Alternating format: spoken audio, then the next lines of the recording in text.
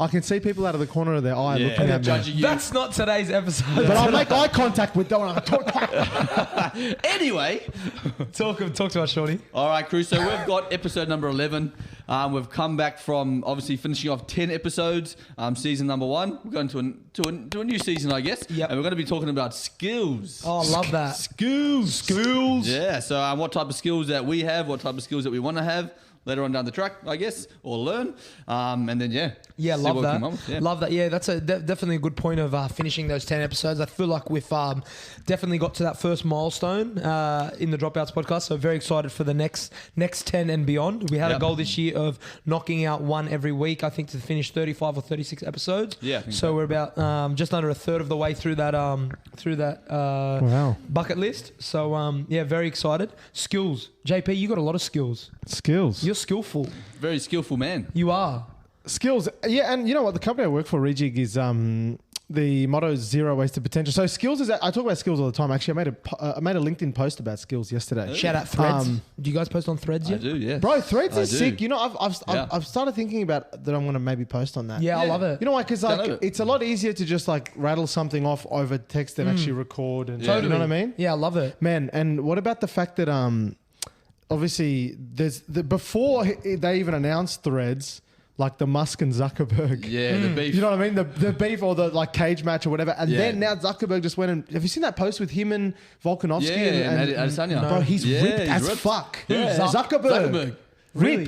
Ripped as, bro. Here, wait, let me show... Oh, I can't show you. But see, what I like about Threads as well, especially in like the current day and age, it actually forces people to use their brain and their own independent thinking. Like you can't just... I mean, you can post a photo in Threads, but it defeats the purpose. Like whereas Instagram, you know, you just post like you're a hot girl, you just post like a nice photo and like get like 1 million likes. So you're like a guy, you're at the gym, like you post a photo out. Like whereas this is like there's words and people have to comprehend it. Yeah, and but like, it's essentially Twitter. Yeah, it's bro, it even looks and feels like Twitter. Yeah, it's like Reels for TikTok. But the other thing is I heard someone say this the other day. They were like, or I read it online. It was like, oh, sweet. Now they've linked it to your Instagram. Yeah. It's even easier for them to cancel you now. True. True. Yeah. But anyway, I just thought that was funny. And but yeah, I'm actually pumped to use it. And it almost feels like because it's connected to Instagram and everyone, it almost makes it like, I think before I was like, oh, why would I even post on Twitter? No one even fucking follows me. Yes. Yeah. No one I even know looks at it. Why would I even bother? Whereas now it's like, I've got 70 followers. Put your fucking phone. No, I was just checking the timer, bro. Okay. This is bloke. Yeah, just looking out for us. Yeah, so like I just feel like I've already got like 70 followers. I haven't posted anything just because like everyone follows 70 everyone. followers gone. Yeah, Okay, links to weapon. Instagram. So that's pretty. Have you guys pretty posted anything on? Oh, you have posted something on Threads. Yeah. I've posted a couple times a day. Yeah, I've seen that. I love that. Is there much traction? Is there analytics and shit like views and likes and shit like that? I don't It's stuff to develop really quickly. No ads, anything like that. Yeah. You see, he's jumping on board. He's one of the early adopters. Early adopters. Not a laggard. I wonder what Gary Vee has to say about this. Yeah, but there's 10 million users. Like 100 million, brother. 100 million. Yeah, Isn't 100 that million fucking users. crazy. Yeah. So That's got to be there's one a of the lot fastest growing platforms because Instagram was the fastest growing platform of all time. Well, the thing is, there's 100 Threads million, is so Threads is 100 the million fastest now. sign-ups. That doesn't mean like 100 million daily active users. That's right. Daily active users is the measure of, generally speaking, the measure of not success, but it's the measure that I most thought it's active accounts. No, because active accounts, but then they either go by monthly active users or daily active users. For example, LinkedIn, when I was working for them, wouldn't really go for back then daily active users because people wouldn't use LinkedIn daily, whereas they would go for monthly active users. Right. Whereas something like Threads, I'm sure they would go more so for daily active because people are on Instagram every day and they would see people post about Threads, so it makes more sense that their metric would be daily active users. But interjecting there with skill, that even the social media aspect is a skill in itself. Yeah. But social media is hard. I feel like it is a skill, but I almost feel like the people that have execution down pat, even more so than are good at it. But then you got people like Ursula, shout out Ursula Shania, who's just skillful at it and just fucking posts. But that's the thing as well. She's a gun. You can't confuse the skill with like consistency because regardless of whether you possess a skill or not, if you're consistent at anything, then you'll slowly get better at the skill. True. Yeah. You know what I mean? True. They are not mutually exclusive. Correct. 100%. Like, you know what I mean? There's so many like stories of like sports stars and athletes who weren't particularly skillful, but they just put in the hours, and then as a result of their consistency and dedication, the skill came as a byproduct. It's right. You could almost say that the consistency is the catalyst. Ooh. Ding, ding, ding, ding, ding, ding, ding, ding. There it is. There it is. We actually have to do one. We've got to put like a little checkboard in the corner that like keeps tally of how many times. But in terms of like skills in the app of Threads, I think like writing and obviously like grammar, but your ability to construct a sentence and even like formulate your thoughts from your brain onto like a notepad, like with a pen and paper, is a skill in and of itself. It is kind of sad though with ChatGPT in the sense that like now people can fake. Yeah, because bro, to be honest with you, I know I see a lot of people post and I'm like, that's not how you speak. Yeah, I know that you fucking even bro, my boss, like I love him. Like, shout out to the boss. Shout out to my boss. No, but I say this to him all the time. Whenever he posts something, I'm like, was that Mr. ChatGPT? Yeah, because he just doesn't speak like that. Yeah. It's not authentic. Yeah. As in, and also his sentence structure just is not that fucking good. But bro, you know what you can do? You're the grabber king. That's why like I look and I'm like, I know how you speak. I'm like, that's but that's not you. ChatGPT, you can give it a prompt to speak in a certain speaking style. That's right. You can even say, I was saying to it like, write this in Alex Hormozy style. Bro, it's fucking crazy what it's able to do, man. Alex Hormozy, I like the way Alex Hormozy talks. He almost like, he's one of those guys, his skill, I feel like, is reverse engineering things, so he goes more simple and simple and simple to it's like it's at what the goal is. He like distills it down to its like simplest form. Yeah. Right, which I think in school, like when I was writing, or even like after school in uni as well, you almost waffle. Like to make it sound more and to drag it out. Whereas like now we almost try and do the complete opposite, where we're trying to like reduce something or distill it down to its like most basic form. Literally, to add to your word count. I remember doing that. It'd be like you're doing a recount of the weekend, like at school, and I'm like, I went to the shops. Words? It's like, firstly, I woke up, got a glass of water, I went to the bathroom, walked down to the shopping centre by foot on the footpath. I stopped and stared at the tree for 5 minutes. It's like, cuz, you just went downstairs. What's another skill, Shawnee? Sean, what are some of your big skills that you feel like you've mastered over the years, or maybe are trying to master even now? Yeah, so I guess my majority of my skills come from the health industry. Obviously being a PT, being in the health industry for 13 years. So, and this is something that I've been thinking about over the moving to the next 6 months in terms of what I'm working towards and what I'm doing. So, obviously, there's a lot of things that I've done with regards to PT, learning about communication, learning about rapport building, being able to obviously teach clients hard skills, right? So teaching them how to squat, how to deadlift, all those types of things like that. But then on the back end of it, those soft skills as well, as I just said, communication, sales, marketing, because that's what you have to do. It's funny that, isn't it? Because like the thing that I reckon, and you probably know this more than most, Shawnee, that would keep people with a PT are almost off the back of the soft skills that the PT has versus like you'll never hear someone like is staying with or decides that someone's going to be their trainer because they have an unbelievable squat. No, it's because like they're encouraging or they're really supportive or they know how to like big them up or persuade them or so all those soft skills I feel like are so 100%. And that so fucking important. Getting into teaching, I mean I've been teaching now for 3 years, and that's the reason why I got into teaching, to teach those soft skills. The hard skills again can be very simple to do because they're teachable skills, but the soft skills are where it's gonna where you're gonna actually succeed or not, right? And a lot of students that I have, like from a communication standpoint, there's a lot of work that they have to do, a lot of skills that they have to learn, even from coming in and conversating with their peers, right? Some students just sit there, they're quiet, they sit in the back. And that's not saying that they can't be successful, but even that first point of communication, right? And being able to talk to people. So, I mean, all these things that I've acquired over these 13 years, from that perspective, is something that I obviously want to move forward and bring out and teach students a bit more on how to do. So that's one factor of it. But I think what we've been doing I've been doing in the last year, a lot more skills within the gym.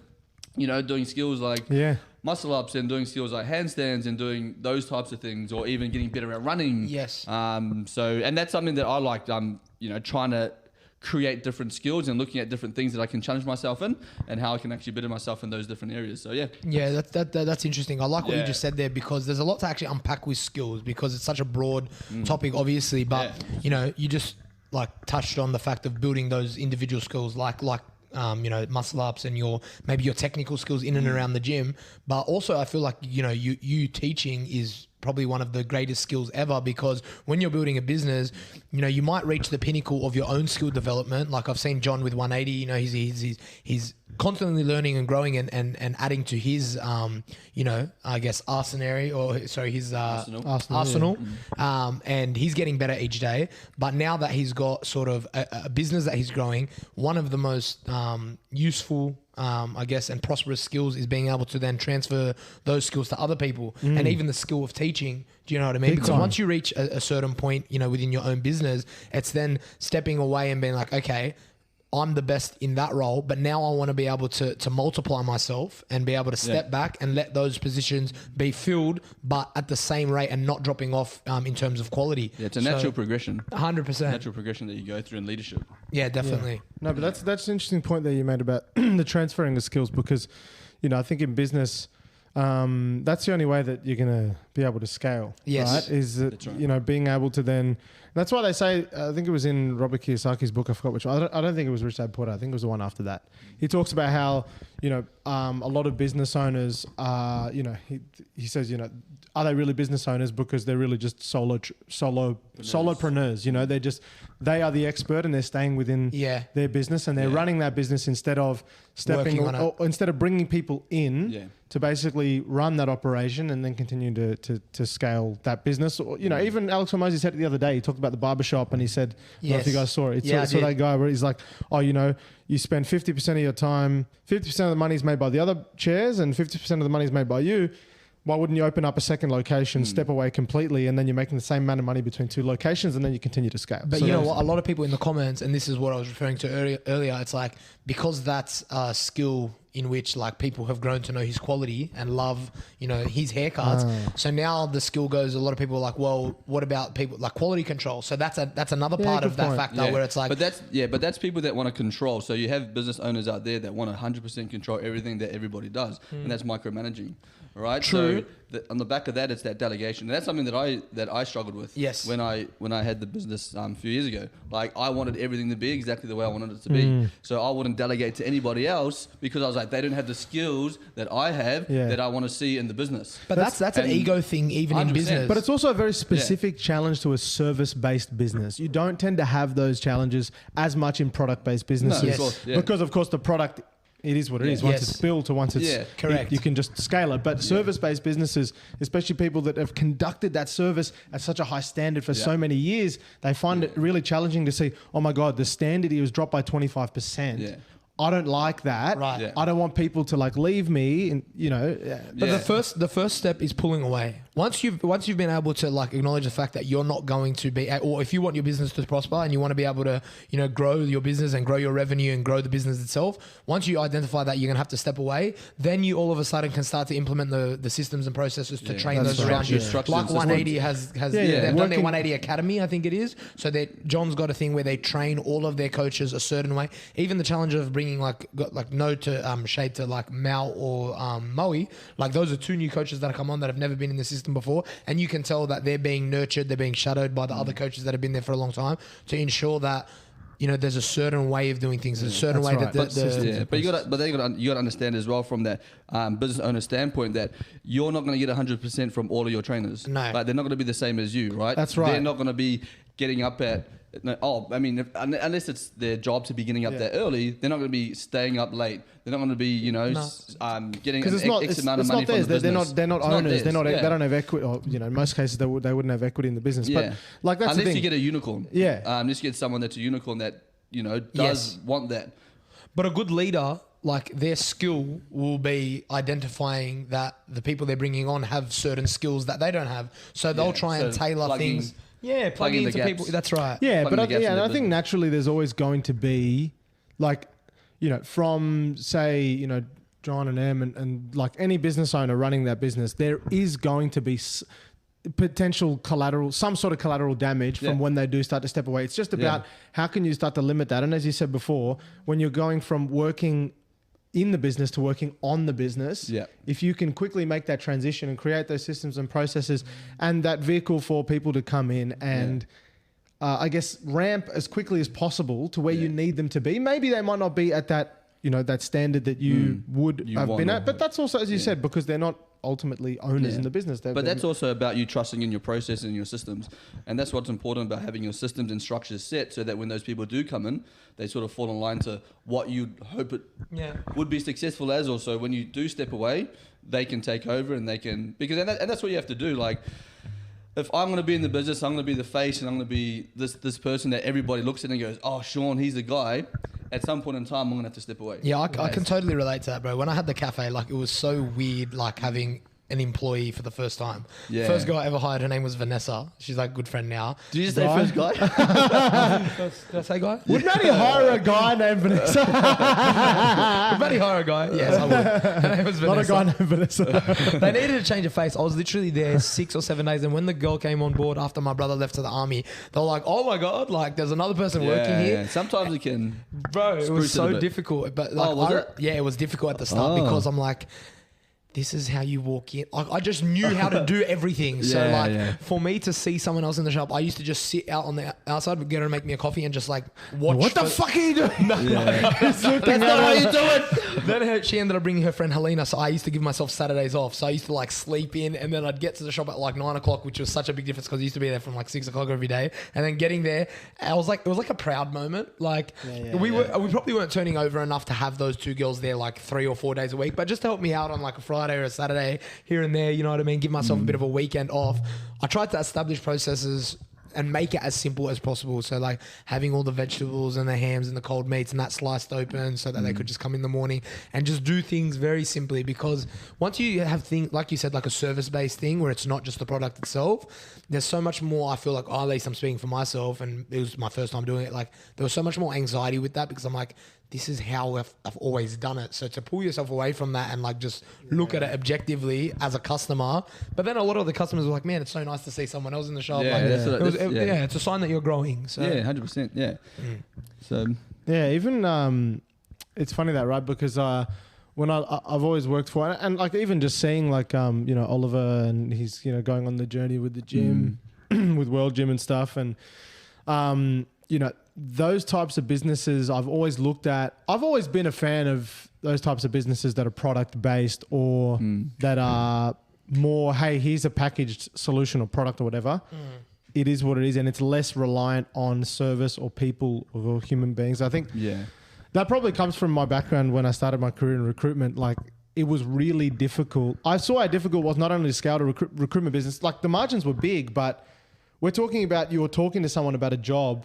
They're interested in a job, and then they could pull out the day before or when they receive the offer, and you've all this work. So there's just so many variables. So I look at those businesses that are like, even those big box gyms that are like memberships, machines, like how much do your staff really need to be able to do? I mean, I understand the PTs and stuff in those like big box gyms, but the people that are coming to that gym, they're coming for the culture and the vibe and what have you, but the product it has less variable than in like a service business, right? Yeah, of course. Do you know what I mean? Like it's like less room for error. Loaded machines. Less room for error.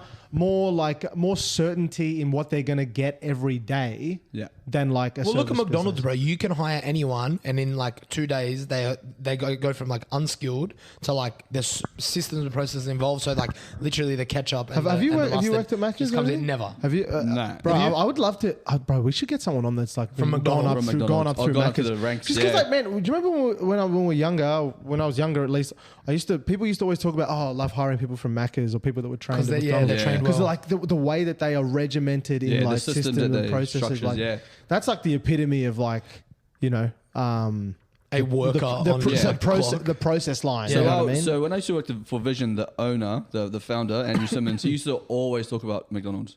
Really? Always. He used to go to their conferences in America. Wow. Yeah. What the fuck? Because that's how Vision was. It's all about systems and processes and structures. And he said that McDonald's is the best at doing it. Because and obviously he was a franchise, right? So he said every McDonald's that you go to in the world, you're going to get the same thing. Well, essentially, you're going to get exactly the same thing. And that's what your customers want. They want to go into wherever you are, say in the gym, and they want to know that they're going to have the exact same thing that they had the previous time. Except in India, there's no beef patties. It's like a veggie Bro, patty. in Asia, there's like the... I love that about how they've got like in Fiji, they sell chicken. Like KFC chicken.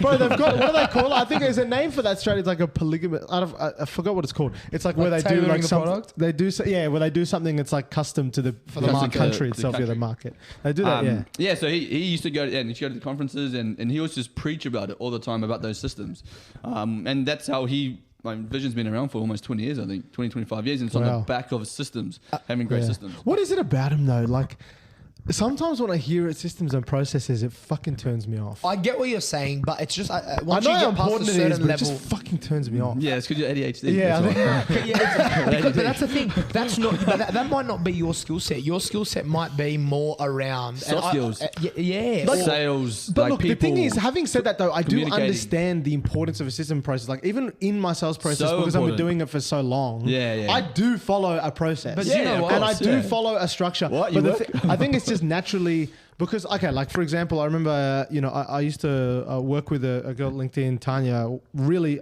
awesome rep. And me and her were like polar opposites in our style. She was like notebook, step-by-step process. Analytical. But a little bit more like, I don't want to use the word stale, but like she was a little bit more like stiff, a little bit more stiff. Yeah. And like even my mate J-Ray. James Rayleigh. That's the same guy. Ray J. Same guy who I said when he asked out his missus and she was like, nah, I'm sweet with that. Remember that episode? Same guy. Love you, J-Ray. Anyway, he was always like a little bit more stiff. I was a little bit more like haphazard and dynamic, but bro, the bloke just used to pump out calls like boom, boom, process. But like, bro, that's the same thing as like the hard work beats talent thing. Like these people, they understand process. They know that if they do this, like they do the science, the end result will get there. And that's the thing, like with those people like Tanya, like J-Ray, like, I feel like, you can get away with a lot of that like skill and like being a bit dynamic when you're younger. But as you get older and like it becomes more and more the structure, the process, the system, the hard work, like, and the, I guess that military regimented style, those people win, man. Yeah, well.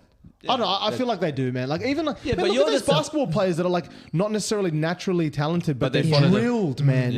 They're drilled. Like, bro, you see them catch the ball, turn, shoot. You can just tell they've done it a fucking million times. But then that becomes second nature to them. That's right. Like that just becomes. That's just what they do. And that's interesting. Like when does a skill then become like almost not even seen as a skill, but it's just like natural. It's just natural. Yeah. Like for me, I'm trying to learn Arabic. Do you know Arabic? Can you speak Arabic? Bro, my Arabic is pretty basic, but if I go back to Egypt for like exactly right. Yeah. But like if I go back for like a week or two, like when I've gone back to Egypt, bro, within a week I'm flying. Literally. I am actually, because bro, one of the most things, like I live with my grandparents. So I live with my grandma. Do you speak then? Do they? You're probably like, what do they speak at home? Bro, I speak like domestic Arabic. Go get this. Let's go here. Yes, that's what I was saying. Which is annoying me because like when I sit and I see my grandfather and like him speaking with his friends, I'm like looking at, or even like they're watching like their Arab shows, like. It's something that deeply pains me. I really wish I really wish, and I want to learn for like, I don't know how longer they have, but I want to just approach my grandfather and just like start just speaking with him in Arabic. He would imagine like you just cheese out like you've been doing it behind the scenes, but it won't happen like that because you'll practice with him. I'm literally, I don't know why, I feel like God gave me this revelation the other day because I just want to.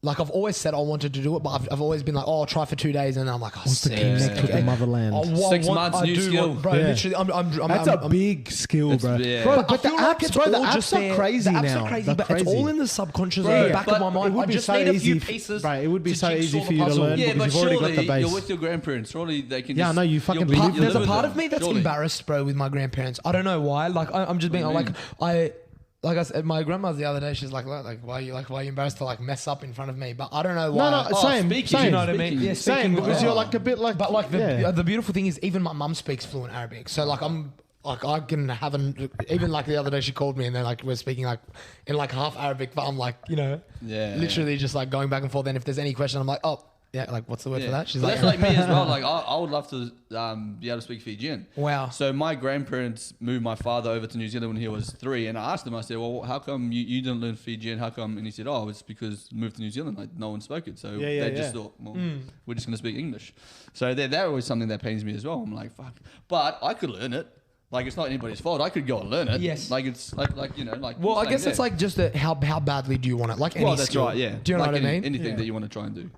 Yeah, and like even now with skill, it's just one of those things where I feel like people have been talking about people have been talking about skills for a long time, but I feel like now, even when you think about the workplace and stuff like that, people are now moving away from, and obviously back to the theme of the dropouts, moving away from degrees. Like even EY has dropped their requirement for degrees altogether. They did it years ago.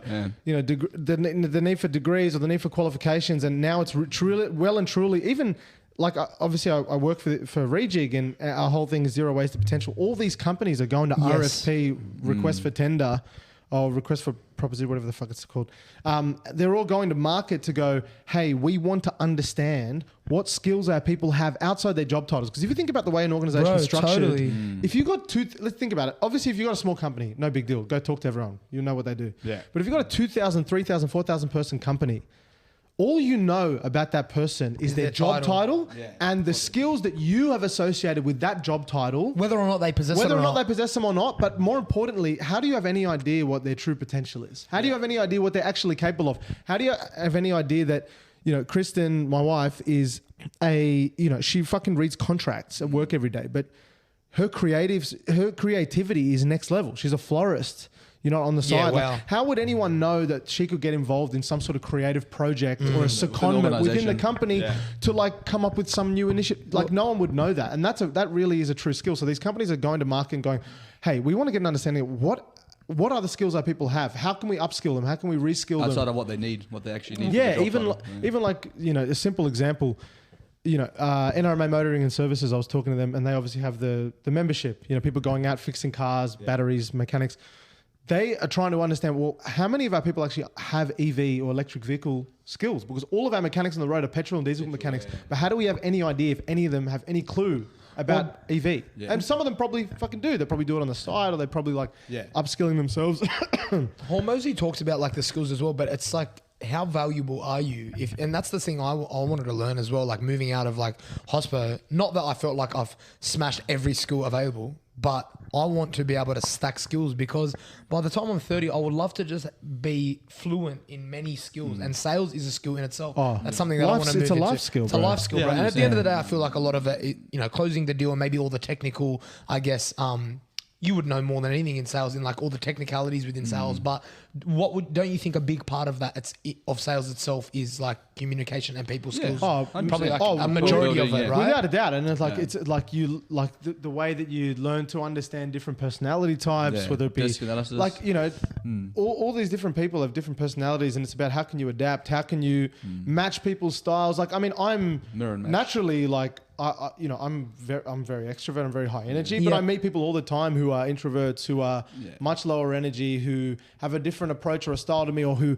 are more, maybe data or logic driven. Analytical, maybe. Yeah, analytical, exactly right. So it's about how can you understand different types of people. Do you do disc profiling? Disc? Have you done disc? I've done Gallup. No, I've done disc. Which one's that? What are the categories? So D's direct, I influential, and then you got S steady, and then you got. So I was the red top right. I don't know what the fuck it was. C is cautious. Yeah. So I was very I was very typical salesperson. Yeah, but you'll be high, very influential, talkative. But see, even a podcast, that's their skills in itself, probing and not just talking, but listening and getting the most. That's why Joe Rogan's such a skillful podcast. Just ask the right questions. Yeah. But that's what I find within the going back to sales. When I talk to my students, I say to them, guys, you're all salespeople, and they're like, what? I'm like, no, if you want to run your business, especially in PT. You have to learn how to sell. You have to learn how to communicate. But it's that fear factor behind that, and how to pick up those skills and be able to overcome that fear. Because sales is a big no-no for some people. Question I want to leave. Oh man, it's so important. Big no-no for some people, but 100% is important. 100%. I'd love to leave people with the question, and I want to know a little bit more. Is skill just naturally inherent? You're just able to possess many skills? We could do another episode on this. It's my fault. I've got a meeting. But Scott's got a friggin' phone call. I've got a meeting, bro. Fuck. But how about there's a skills part 2? How about you have the skill of just being directly sent, boss? I could skip out on it. But it's an important call because we just closed the net cash, the big deal. Yeah, 100%. Oh, that's a skill. That's good. Yeah. There you go. But also the big thing about it is actually stacking these skills, but actually using them. Correct. Actually coming out and actually using them, and where you're actually going to put them into, to find that success for yourself. Yeah. That's something for me. I tend to hide skills. Yeah, you're right. And sometimes it's you trying to be modest. You're you don't want to fucking flex. I can do this cool thing with my belly. I can do that thing. All right, to the Go. All the way from trips out, it's so normal. How did to you me. do that? I can fall down. Anyway, can we? can I reckon. We're gonna learn how to do it next 6 months. Maddie's question was good. What was it? You're saying like a skills, I guess, is inherent or the ability to nature or possess nurture, skills. I guess, Nature was- versus nurture. Everything's a skill. Let's do. Should we do skills part 2 for next ep or not? Yeah, we might. Maybe we We'll might touch touch on on it. Episode 12. Woo. 11's next done. week. 11. We 11 can do now. another half hour, 11. like of Yeah, skills. maybe another Anyway, half. we'll see how we go. Maybe 11.1 or something like that. We'll Bro, just 12. Okay, part 1, part 2. But someone, if you got like some fucking crazy, like for Skills. example, like I was talking about this guy Mitch, who I want to get on as a guest, who's a bow hunter. Bow hunter. If you have like bro, a, we're getting mad this skill. guy on. Brother, that's a fucking hunting's a hectic mad skill, bro. If you got a mad, unique skill, please Wait, just don't forget, DM us or something. I know there's 100 of you fucking And Maxi, listening don't to forget this. Maxi. Yeah, Maxi goes we pig know hunting. Maxi's skills. Yeah. Dog hunt, pork crackle. hunting. Bro, pork crackle's like the fucking OG unique trait skill, whatever. Yeah. Okay. You gotta go. You gotta go. Okay, yellow bye. Episode 11. Dropouts. We love you guys. Love you. Bye. Let's go. That button, wrong button. That one.